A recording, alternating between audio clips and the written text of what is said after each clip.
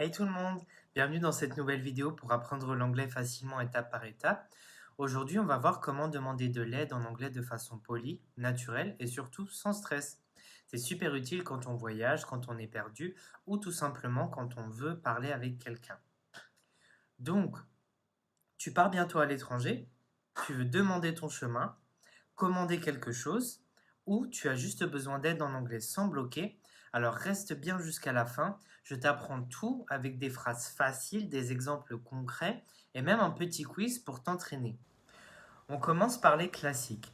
Voici quelques phrases toutes simples que tu peux utiliser dans presque toutes les situations.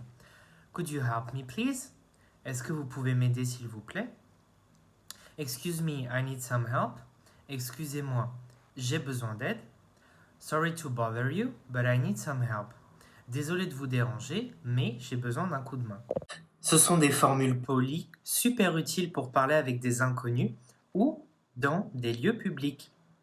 Donc, passons maintenant aux exemples concrets. Tu veux demander ton chemin, dis simplement « Excuse me, could you tell me how to get to the train station ?» Excusez-moi, pouvez-vous me dire comment aller à la gare? Ou, si tu es dans un magasin, Hi, could you help me find the bread, please? Bonjour, pouvez-vous m'aider à trouver le pain, s'il vous plaît? Autre situation, tu n'arrives pas à utiliser un distributeur automatique. Sorry, I don't understand how this machine works. Could you help me? Désolé, je ne comprends pas comment cette machine fonctionne. Pouvez-vous m'aider? Donc, partie 3, astuces pour être plus poli. Petit conseil, ajoute toujours please à la fin pour rendre ta phrase plus polie. Et commence si possible par excuse me si tu t'adresses à quelqu'un que tu ne connais pas. Ça change tout et les gens seront beaucoup plus disposés à t'aider. Et si tu veux aller encore plus loin, essaye ces formulations. Would you mind helping me? I was wondering if you could help me. Ce sont des phrases un peu plus avancées, très polies et qui vont t'aider si jamais tu veux briller pendant le bac. Passons maintenant à la pratique guidée.